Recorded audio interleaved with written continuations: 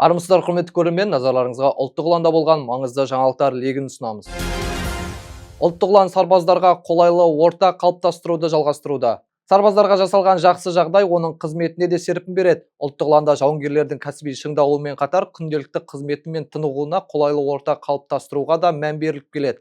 Осы ретте құқықтық тәртіп әскерінің елордалық жедел бригадасында сарбаздардың қызметі мен тұрмысын жақсартуға бағытталған жұмыстар жүргізіліп жатыр.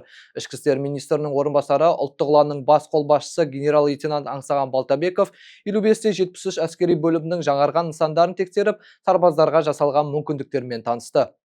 Бас қолбасшы алдымен жаңадан салынған жауынгерлік басқару пунктінің жұмысымен танысты. Мұнда қызметтік кабинеттер толық жабдықталып, әскери бөлімге тиімді басқаруға қажетті инфрақұрылым жасалған. Сарбаздардың тұрмысындағы өзгерістер де аз емес. Әскери бөлімдегі монша жаңадан жөнделіп, душ кабиналары ауыстырылған. Бұған қоса қызметтен кейін тынығып, күш жинауға мүмкіндік беретін бу бөлмесі ашылған. Қарауыл қызметіндегі әскери қызметшілер үшін де қажетті мүмкіндіктер бар. Жаңартылған нысандар олардың демалып, ұйықтап, тынығуына арналған орындарды ретке келтіріп, жатын және демалыс бөлмелері мен асхана қайта жаңғыртылды. Оқу қалашығының жаңаруы сарбаздардың кәсіби дайындығына тікелей әсер етеді. Мұнда әскери қызметшілер қызмет барысында қажет болатын дағдыларын жетілдіріп, алған білімін тәжірибеде шыңдайды. Бұл өзгерістер жауынгерлер қызметін жеңілдетіп қана қоймай, оны сапалы, қауіпсіз әрі нәтижелі атқаруына мүмкіндік береді. Қызмет өткеруге лайықты орта, заманауи инфрақұрылым және сапалы даярлық бүгінгі әскердің жаңа келбетінің ажырамас бөлігі. Семейде ұлттық ұланның әскери қызметшілері жоғалған қызды анасына табыстады. Семейде өткен мерекелік концерт барысында Қазақстан Республикасы Ішкі істер министрлігі ұлттық ұланның әскери қызметшілері 6 жасар қызға анасын табуға көмектесті. Республика алаңындағы қазақтың ұлы ақыны Абай Құнанбайұлының туғанына 181 жыл толуына арналған іс-шараға қала тұрғындары мен қонақтарын қоса алғанда шамамен 12 000 адам қатысты. Қоғамдық тәртіп пен азаматтардың қауіпсіздігін қамтамасыз ету үшін шараға Шығыс өңірлік қолбасшылығына қатысты 55-11 әскери бөлімнің әскери қызметшілері жұмылдырылды.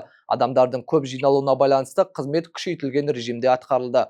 Шамамен сағат 20:30-да 102 пультіне 6 жасар қыздың жоғалып кеткені туралы хабарлама түсті. Әскери қызметшілер бірден іздестіру жұмыстарына кірісті. Алаңды патрульдеу барысында кіші сержант Мақсат Талғатов көпшіліктің арасынан жылап тұрған қызды байқайды. Бала жан-жағына абдырап қарап, анасын таба алмай тұрған. Әскери қызметші қызға жақындап, онымен тілдесіп, жағдайды әскери жасақтар бойынша кезекшіге баяндайды. Қыздың анасын іздеуге қатардағы жауынгер Ғани Дүйсенбин де қосылды. Көп ұзамай әскери қызметшілер әйелді тауып, қызын аман-есен анасына табыстады. Ұландықтардың қырағылығы мен жедел әрекетінің арқасында кішкентай қыз көп ұзамай анасының жанында болды. Ұлттық ұлан Өскемен мен Атырауда заңсыз сәлемдемелерді тоқтатты. Өскемен мен Атырау қалаларындағы қылмыстық атқару жүйесі мекемелерінде ұлттық ұланның әскери қызметшілері қылмыстық атқару жүйесі қызметкерлерімен бірлесіп, сотталғандарға тыйым салынған байланыс құралдарын өткізу әрекеттерінің жолын кесті. Өскемен қаласындағы номері 17-ші түзету мекемесінде ер адам сотталған азаматқа 2 ұялы телефон өткізбек болды. Тыйым салынған заттарды жасыру мақсатында ол телефондарды торттың ішінде жасырған. Құқық бұзушылық ұлттық ұланның 66-99 әскери бөлімінің бақылаушысының қырағылының арқасында анықталды. Тексеру барысында ол азық-түліктің әдеттен тыс салмағына назар аударған. Тыйым салынған заттарды өткізуге тырысқан Өскемен қаласының тұрғынына қатысты Қазақстан Республикасының әкімшілік құқық бұзушылық туралы кодексінің 481 бабының 1 бөлігі бойынша материалдар жинақталып, сотқа жолданды. Дәл осындай оқиға Атыраудағы қылмыстық атқару жүйесінің номері 15-ші мекемесіндегі тексеру тобының бөлмесінде тіркелді. Онда әскери қызметшілер сотталған азаматқа арналған сәлемдемеден тыйым салынған заттарды анықтады. Бұл жолы тыйым салынған заттар піскен қара құмық ботқасының ішіне жасырылған. Тексеру барысында әскери қызметшілер 3 ұялы телефон мен 1 қуаттағыш құрылғыны тапты.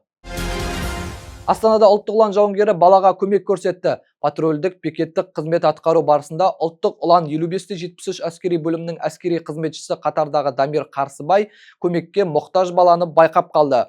Белгілі болғандай, балық аулау кезінде баланың қолына қармақтың ілгегі кіріп кеткен. Әскери қызметші балаға алғашқы медициналық көмек көрсетіп, жедел жәрдем бригадасын шақырды.